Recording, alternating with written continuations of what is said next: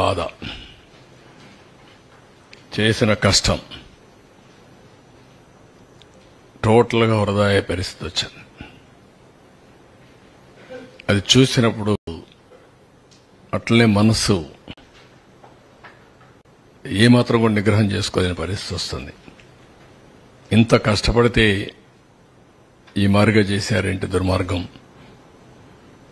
అంటే జాతి ద్రోహం. ఇది నాకు కాదు, నేను నిమిత్త మాత్రుడిని, ప్రభుత్వం నిమిత్త మాత్రం. ఆ రోజు మాకు ఈ అవకాశం వచ్చింది. వచ్చిన అవకాశాన్ని సద్వినియోగం చేసి తద్వారా మళ్లీ ప్రజలు నిలదొక్కోవాలి, రాష్ట్రం నిలబడాలి అనే ఉద్దేశంతో ముందుకు పోయాం. 10 ఏళ్లు రాజధాని లేదు. బైఫర్కేషన్ యాక్ట్ కూడా 10 years టైం ఇచ్చి కామన్ క్యాపిటల్ హైదరాబాద్ ఉంటుందని చెప్పి ఈరోజు హైదరాబాద్ కూడా క్యాపిటల్ అయిపోయింది. మనకు రాజధాని లేని పరిస్థితి వచ్చింది.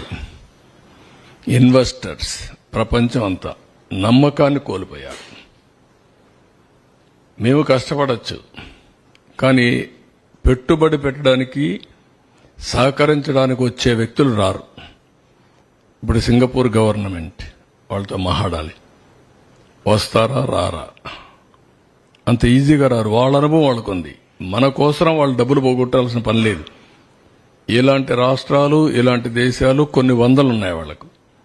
ఆ దేశాల్లో చేసుకోగలుగుతారు ఏదైనా హెల్ప్ చేయాలన్నా. మనకే చేయాల్సిన అవసరం లేదు. రెండోది, పెట్టుబడులు పెట్టే వాళ్ళందరికీ ఈ రోజు బాగానే ఉంది, మళ్ళా ఈ భూతం ఇక్కడ ఉంటుంది కదా, ఈ దుర్మార్గుడు ఉంటాడు కదా, ఉన్నప్పుడు రేపు కథ ఏంటి, మేమెందుకు రిస్క్ చేయాలి మీ రాష్ట్రానికి అనే ఆలోచన ఉంటుంది.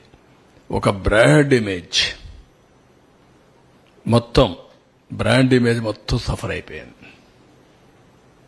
ఎవరిని అడిగినా ఇంకా కూడా ఆలోచిస్తాం, చేస్తాం, అన్ని బాగానే ఉన్నాయి, మీ ట్రాక్ రికార్డు బాగుంది, మీ రాష్ట్రంలో మళ్ళా నమ్మకం ఏంటి మాకు, మీరు ఎట్లా అష్యూరెన్స్ ఇవ్వగలుగుతారు అని అడిగే పరిస్థితి వచ్చింది. This is the case study. ఒక వ్యక్తి అధికారాన్ని తీసుకుని భావితరాల భవిష్యత్తు నాశనం చేశాడు.